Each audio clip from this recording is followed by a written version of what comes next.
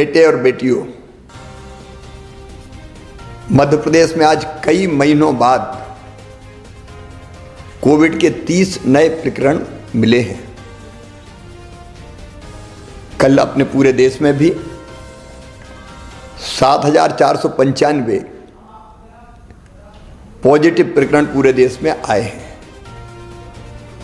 और एक बात जो मन में चिंता पैदा करती है, महाराष्ट्र, गुजरात और दिल्ली तीनों राज्यों में पिछले एक सप्ताह से पॉजिटिव केसों में लगातार वृद्धि हो रही है, लगातार बढ़ोतरी हो रही है। कल महाराष्ट्र में 1201, गुजरात में 91 और दिल्ली में 125 प्रकरण आए हैं। हम सब जानते हैं इन राज्यों से मध्य प्रदेश में आना जाना लगातार बना रहता है और पूर्व के अनुभव भी हमें ये बताते हैं कि पिछली बार भी महाराष्ट्र में पॉजिटिव केस बढ़ना शुरू हुए, गुजरात में बढ़े और उसके बाद मध्य प्रदेश में लगातार पहली हो या बाद में दूसरी लहर आई। और दूसरी लहर में जो कष्ट हमने भुगते हैं वो हम कभी भूल नहीं सकते। अगर पुरानी दोनों लहरों को भी देखा जाए, पहली हो या दूसरी हो, प्रारंभ इंदौर भोपाल से ही हुई और अभी इंदौर तथा भोपाल में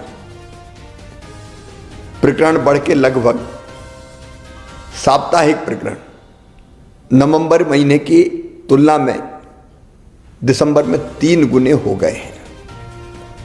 कोरोना ने अपना स्वरूप बदला है और नया स्वरूप ओमिक्रॉन के रूप में देश के 16 राज्यों में आ चुका है। इस संभावना से इनकार नहीं किया जा सकता कि मध्य प्रदेश में भी ओमिक्रॉन वायरस के केस मध्य प्रदेश में जल्दी आ जाएं। यदि हम पूरी दुनिया का भी अध्ययन करें और पूरी दुनिया का अनुभव देखें तो ओमिक्रॉन बहुत तेजी से फैलता है। इंग्लैंड में 1 लाख केस प्रतिदिन आ रहे हैं। अमेरिका में भी लगभग 2.5 लाख केस प्रतिदिन आ रहे हैं। यूरोप में भी ओमिक्रॉन बहुत तेजी से बढ़ रहा है और उपरोक्त सभी कारणों को देखते हुए मुझे अंतर आत्मा से लगता है कि ये सही समय है जब हम सचेत हो जाएं, कोविड की तीसरी लहर को आने से रोकें, तेजी से संक्रमण ना फैले, इसके लिए हर आवश्यक उपाय करें। और इसलिए मेरे प्रिय बहनों और भाइयों, भारत सरकार ने भी कुछ गाइडलाइन जारी की है। मेरी आपसे प्रार्थना है कि अब देर ना करें, मास्क जरूर लगाएं, सोशल डिस्टेंसिंग बनाएं, अनावश्यक भीड़ में ना जाएं, अनावश्यक जमावड़ा ना हो। और अब तक अगर किसी ने वैक्सीन का डोज नहीं लिया, टीका नहीं लगवाया, तो टीका जरूर लगवाएं। पहला लगा लिया हो तो दूसरे में देर ना करें। अगर समय की अवधि पूरी हो गई हो तो तुरंत दूसरा टीका भी लगवाएं। इसके साथ ही हमने पहले ही तय कर दिया था कि स्कूल में जो हमारे बच्चे हैं वो 50% की संख्या में ही जाएंगे ताकि वहाँ सोशल डिस्टेंसिंग बनी रह सके। हम आज एक फैसला और कर रहे हैं कि रात्रिकालीन कर्फ्यू रात 11 बजे से लेके सुबह 5 बजे तक लगा रहेगा।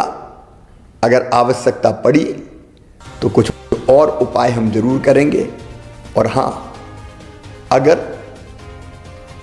कोविड का कोई पॉजिटिव केस आता है तो घर में अगर पर्याप्त स्थान है तो घर में उसको आइसोलेट करके इलाज करेंगे और नहीं तो हर हालत में उनको हमको अस्पताल में ही भर्ती कराना चाहिए ताकि परिजन वायरस के संक्रमण से बच सकें।